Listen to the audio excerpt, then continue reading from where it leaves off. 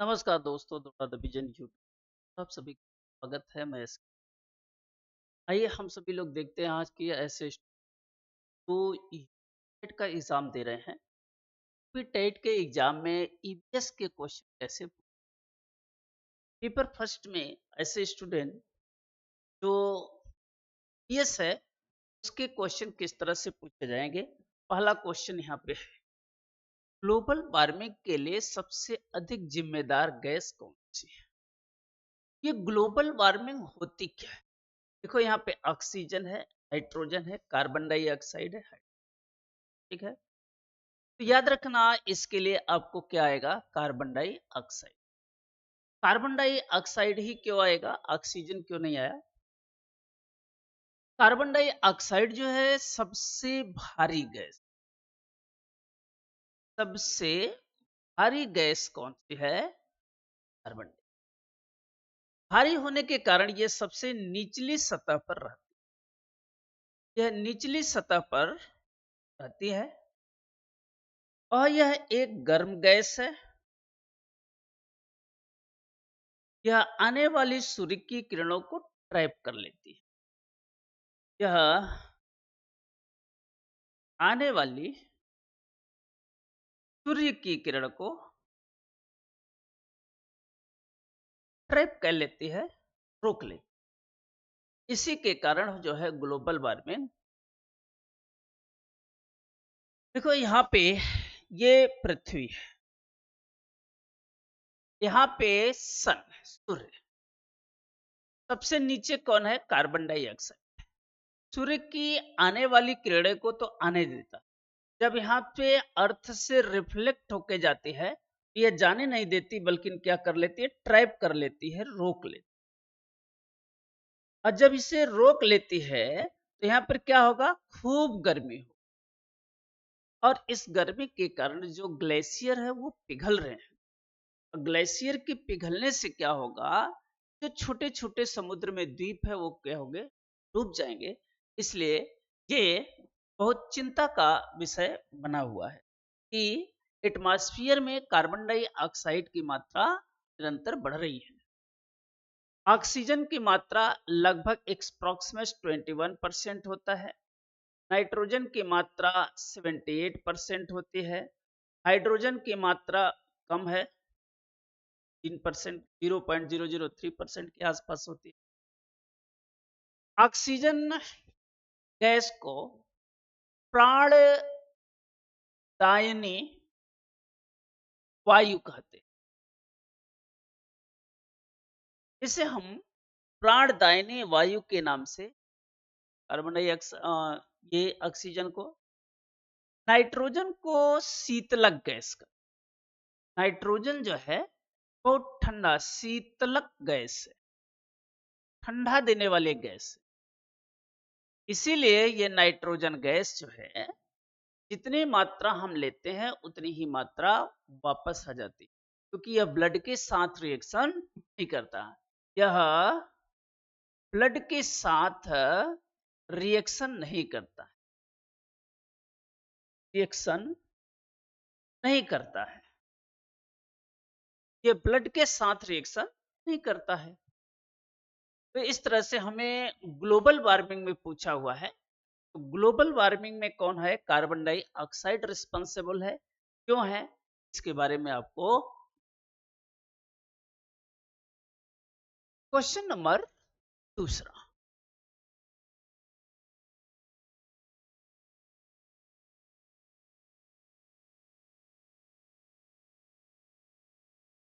करा है, मानव शरीर का सबसे बड़ा अंग को, हृदय।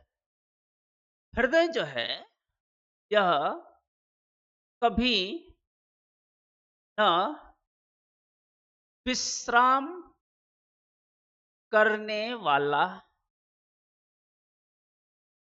ठीक है, अंग है। यह शरीर में कभी भी विश्राम नहीं, और हृदय जो है 1 मिनट में 72 to 75 बार जो है धड़कता है। बच्चों में ज्यादा होता है। एक बार यूपी टेट में पूछा भी था। ये बच्चों में जो है, बच्चों में एक्सप्रोक्सीमेट 100 की धड़कन होती है। तो हृदय जो है मानव शरीर का एक ऐसा अंग है जो कभी न बंद होने वाला है।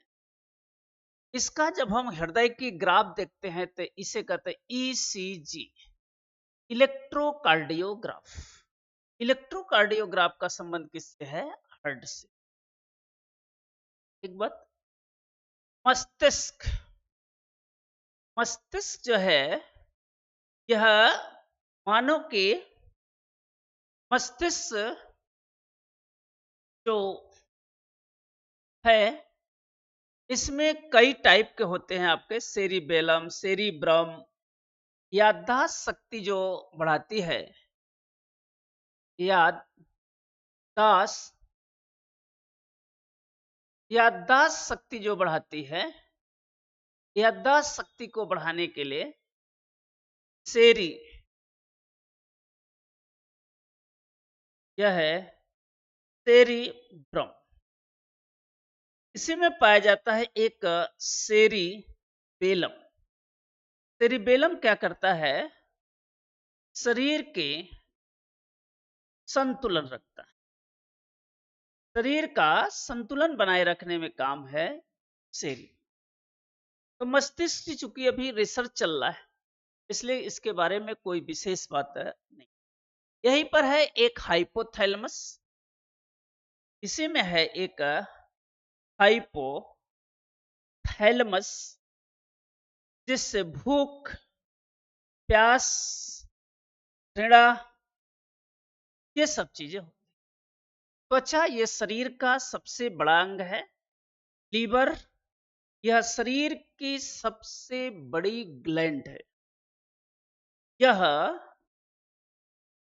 शरीर की सबसे बड़ी ग्रंथि है।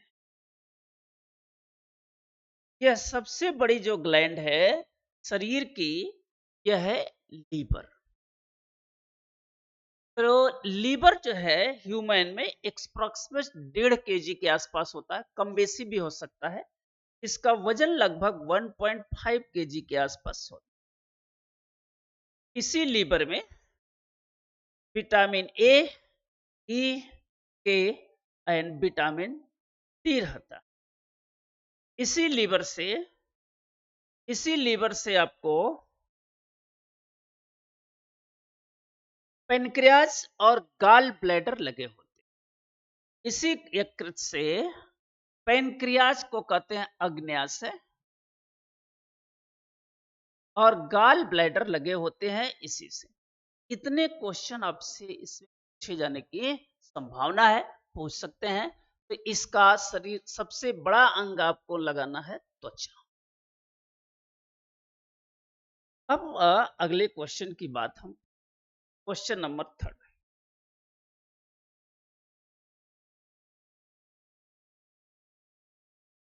देखो, पूछ रहा है सूर्य के प्रकाश से कौन सा विटामिन प्राप्त हो?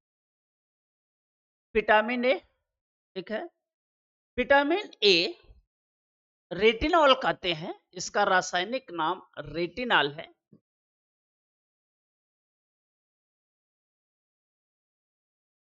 इसकी कमी से पाए जाने के सोर्स जब लिखेगा तो फिश ऑयल, कॉड ऑयल भी कहते हैं, मछली के तेल,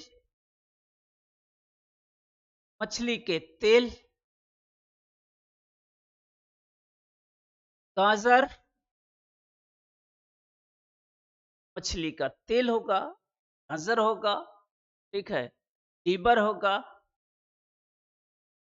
यकृत जिसे कहते हैं, इन सब में पाया जाता है। इसकी कमी से रतौंधी नामक बीमारी होती है। रतौंधी नामक बीमारी। विटामिन बी को बी कॉम्प्लेक्स के नाम से जानते हैं। विटामिन बी कॉम्प्लेक्स के नाम से जानते हैं। विटामिन बी को विटामिन बी कॉम्प्लेक्स के नाम से जानते हैं।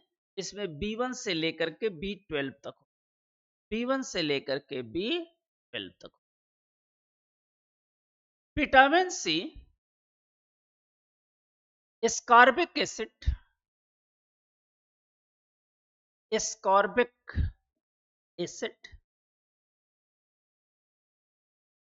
इसे सिट्रस फल कहते हैं। साइट्रिक एसिड होता है, साइट्रिक एसिड, इसे सिट्रस फल कहते हैं, रसदार फल, रसदार फल। ये जो पाए जाने का सोर्स है आंवला, नींबू, संतरा, इस सब में पाया जाता है विटामिन सी। इसकी कमी से स्कर्वी नामक बीमारी होती है, इसकी कमी से स्कर्वी नामक बीमारी होती है। विटामिन सी के स्कर्वी नामक बीमारी में क्या होता है कि मसूड़ों से खून आते हैं, इसके मसूड़ों से खून आते हैं। ये स्कर्वी नामक बीमारी है जो विटामिन सी की कमी से। जो सिट्रस फल हैं, इनका प्रोडक्शन जो है सबसे ज्यादा कहाँ होता है? भूमध्य सागरीय क्षेत्र में, भूमध्य सागरीय क्षेत्र में इनका प्रोडक्शन सबसे ज्यादा होता है। अब आ गया विटामिन डी। विटामिन डी को हार्मोन्स के नाम से जानते हैं, हार्मोन्स के नाम से जानते हैं। यही एक विटामिन है जिससे हमारे शरीर में पाया जाता है। और विटामिन डी से हमें क्या होता है? सूर्य के प्रकाश। यह वेजेस, नॉन वेजेस के लिए है। नॉन वेजेस माने यह शाकाहारियों के लिए नहीं है, शाकाहारियों के लिए नहीं है। यह शाकाहारियों के लिए नहीं है, मांसाहारियों के लिए, मांस में पाया जाता है जनरली। विटामिन डी सूर्य के प्रकाश में पाया जाता है। शाकाहारियों का स्रोत जो है, जो शाकाहारी है, वेजेज वाले हैं, शाकाहारी के विटामिन डी का जो स्रोत है वो है प्रकाश, सूर्य का प्रकाश। सूर्य का प्रकाश में ये विटामिन पाया जाता है। तो पूछा हुआ सूर्य के प्रकाश में कौन सा विटामिन पाया जाएगा? विटामिन डी पाया जाता है सूर्य के प्रकाश में। इसकी कमी से रिकेट्स नामक रोग होता है। विटामिन डी की कमी से अगर शरीर में इसकी कमी हो जाए तो रिकेट्स नामक रोग होता है। रिकेट्स माने सूखा रोग होता है और यह रोग बच्चों में होता है। यह रोग जो है बच्चों में होता है। आपसे पूछा हुआ है सूर्य के प्रकाश में कौन सा विटामिन होता है? विटामिन डी होता है। ठीक है, बाकी ये इंफॉर्मेशन आप जान गए। आगे फिर हम जो है दूसरा क्वेश्चन देखते हैं।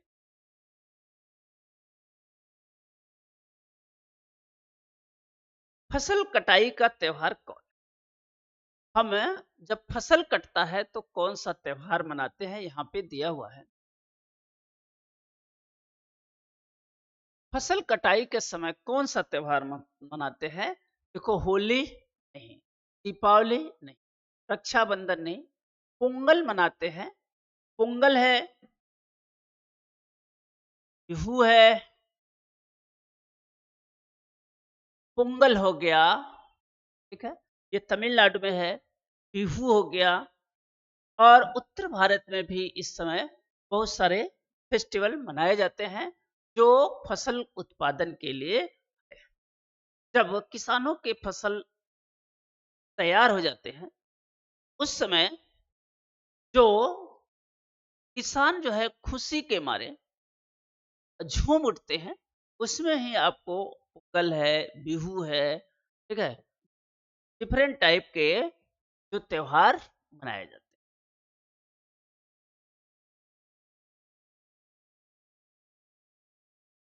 पृथ्वी का क्वेश्चन नंबर 5 देखिए, कह रहा है पृथ्वी का कौन सा परत जीवन का आधार है, पोर्ट ऑफ लाइफ। वायुमंडल, वायु पाया जाता है, और वायुमंडल जो होता है वो इस तरह से होता है। यहाँ पे पोल है, ध्रुव है, नॉर्थ पोल और साउथ पोल। यहाँ पे क्षोभ मंडल होता है, यहाँ पे समताप मंडल होता है, यहाँ पे और इस तरह से करके मंडल होते हैं।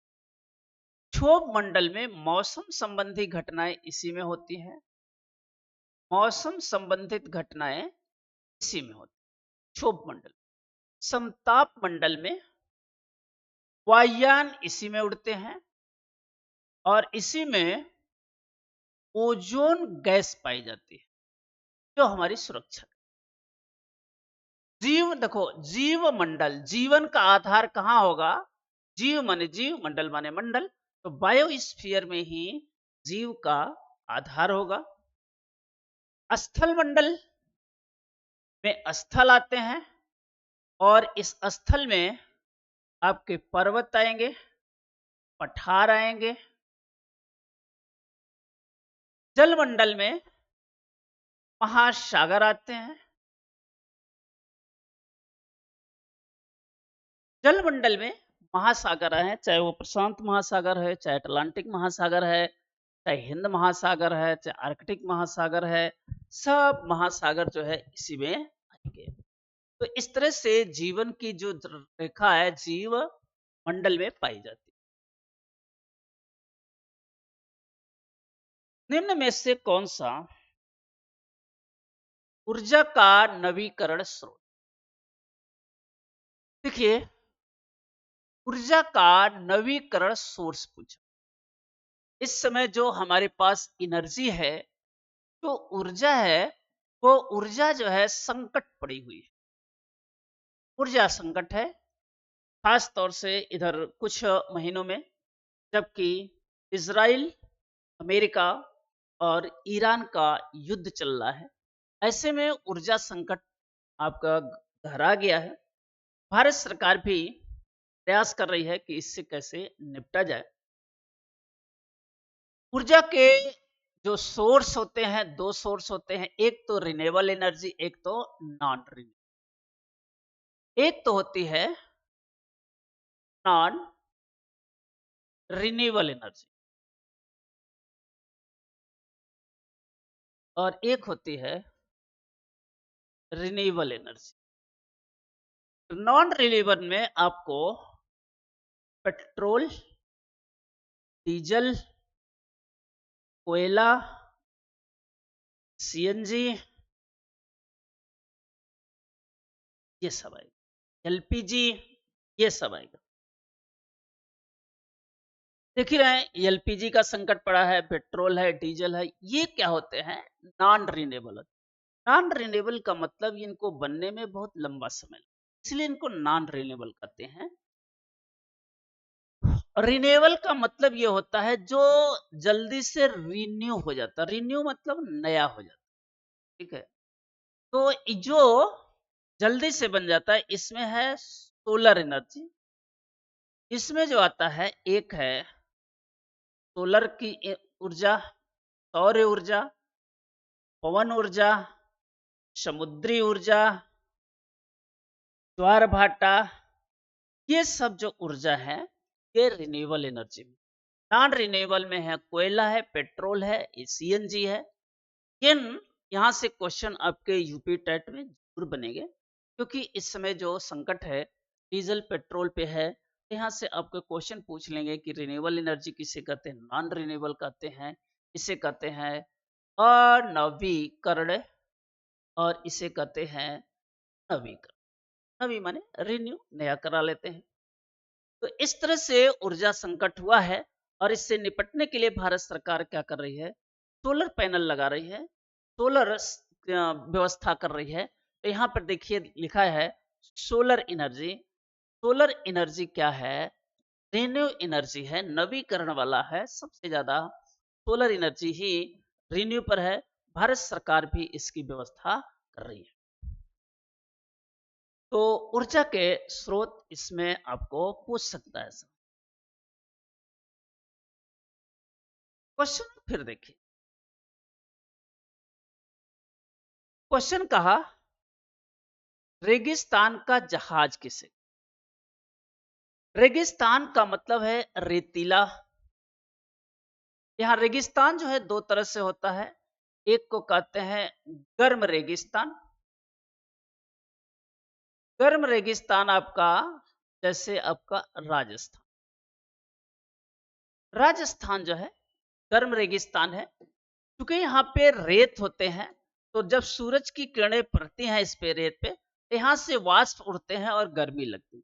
तो यहाँ पे जो ये सब पशु हैं ये सब नहीं चल पाएंगे। ऊंट होता है। क्यों होता है? क्योंकि ऊंट के जो पैर होते हैं ऐसे लंबे होते हैं, और उनकी बाटी जो है अर्थ से, पृथ्वी से, ये ऊंट है तो उसकी बाटी कुछ ऊंचा होता है। तो पैर उसके लंबे लंबे होते हैं। और ऊंट क्या होता है, कई दिन बिना पानी के रह सकता है, कई दिन बिना खाने का रह सकता है। इसके कुबड़ जो होते हैं, यहाँ पे कुबड़ होता है। इसी कुबड़ में क्या होता है, फैट होता है, और इसी में पानी संचित करता है, इसलिए कई दिन तक रह सकता है। क्योंकि रेगिस्तान है, यहाँ पे पानी की कमी होगी, तो इसलिए ऊंट को, रेगिस्तान को। एक है ठंडा रेगिस्तान, दोनों भारत में पाया जाता है। ठंडा रेगिस्तान जो है लेह लद्दाख है। लेह लद्दाख भी आपके भारत में है, ये भी है। ये ठंडा रेगिस्तान है। यहाँ का टेम्परेचर जो है -40 डिग्री सेंटीग्रेड तक चला जाता है। तो इस तरह से आपको रेगिस्तान पूछा है। रेगिस्तान दो है, गर्म और ठंडा रेगिस्तान, दोनों भारत में है। और गर्म रेगिस्तान के बारे में बताया, और किसे कहते हैं, इसे कैमल कहते हैं। ये क्वेश्चन यहाँ पे, which of the blood group is universal donor? किस ब्लड ग्रुप को यूनिवर्सल डोनर के नाम से जानते हैं? सार्वत्रिक दाता। यहाँ पे देखो लिखा है यूनिवर्सल डोनर का मतलब होता है सार्वत्रिक। सार्वभौमिक माने जो सभी को, और दाता माने दे देता। ऐसा ब्लड ग्रुप जो सभी को दे देता है वो सार्वभौमिक। देखो, ब्लड ग्रुप की खोज विलियम हार्वे ने किया।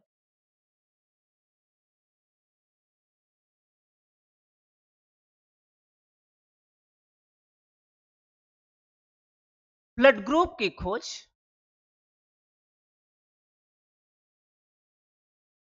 लैंड स्टीनर नामक साइंटिस्ट ने। विलियम हार्वे तो हार्ट किया था, लैंड स्टीनर ने किया था। और इन्होंने 4 ग्रुप बताया था, बी ए बी और एक को इन्होंने कहा था दाता, और एक को कहा था ग्राही। ग्राही माने लेने वाला, दाता माने डोनर, देने वाला, acceptor. A B A B और ए बी ए बी और ए तो ए को देता है, बी बी को देगा, ए बी और ओ। लेकिन वो एक ऐसा है जो ए बी को भी देता है, ओ बी को भी दे देता है। और ओ जो है दो तरह से होता है, ओ प्लस और ओ माइनस। ओ माइनस जो है सार्वत्रिक दाता होता है। इसी को हम सार्वत्रिक दाता के रूप में, जो डोनर होता है यूनिवर्सल डोनर, वो ओ माइनस होता है, ओ प्लस नहीं होता है। इसीलिए इस प्रकार ए बी प्लस सार्वत्रिक ग्राही होता है। और देखो ए और बी इससे लिया, इसमें ए और बी है तो ए से भी ले लेगा, बी से भी ले लेगा, इसलिए इसे सार्वत्रिक ग्राही करते हैं, इसे यूनिवर्सल डाटा करते हैं। AB प्लस को सार्वत्रिक ग्राही माने यूनिवर्सल एक्सेप्टर होता है या यूनिवर्सल डोनर होता है। तो देखो यहाँ पर लिखा हुआ है ओ नेगेटिव। वो नेगेटिव जो होता है वो यूनिवर्सल क्या होता है?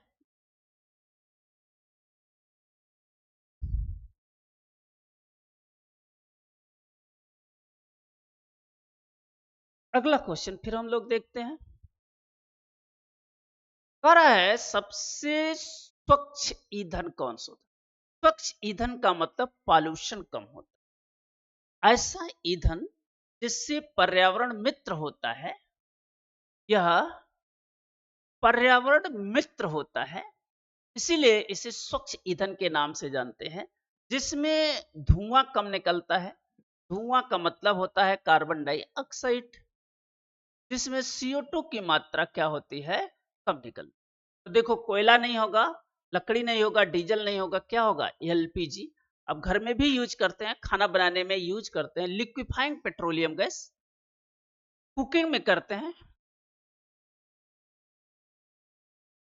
LPG लिक्विफाइंग पेट्रोलियम गैस या हम लोग खाने में भी बनाने में यूज करते हैं। सबसे स्वच्छ गैस है, कभी धुआं नहीं होता है और पर्यावरण भी प्रदूषित नहीं होता। क्वेश्चन नंबर 10 देखिए।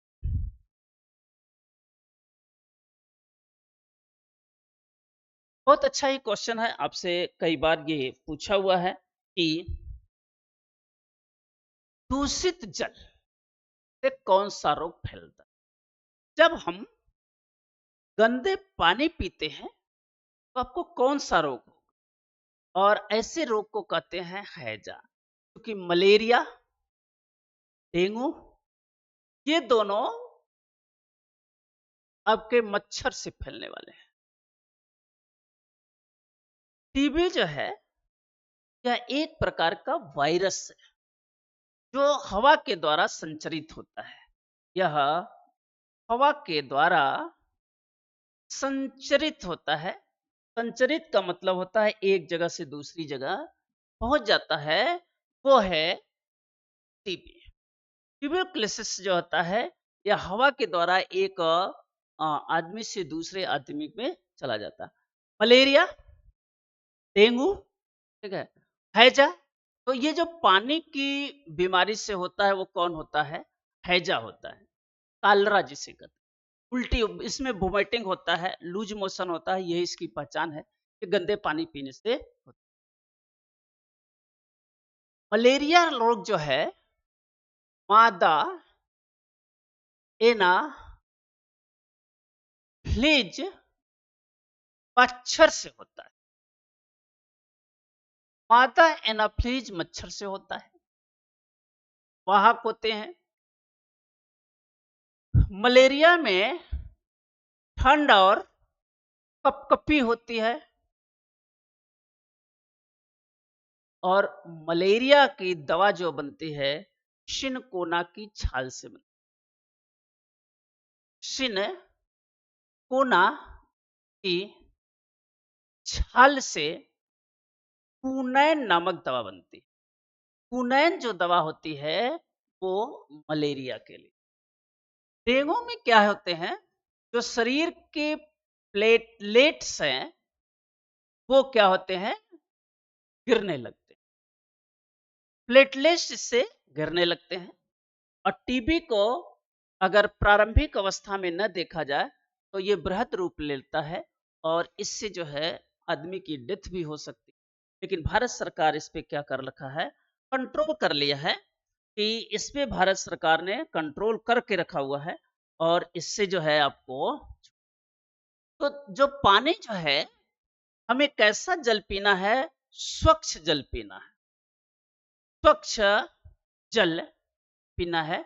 और भारत सरकार ने स्वच्छ जल अभियान भी चला रखा है कि इस अभियान के द्वारा जो है हर व्यक्ति के घर में नल, टोटी के द्वारा जो है हर पर्सन के घर में क्या कर रहा है कि स्वच्छ जल पहुंचाने का काम भारत सरकार कर रही है। स्वच्छता अभियान कर रही है, जल को बचाने की मुहिम है कि हम जल को कैसे भंडारण करे जाए।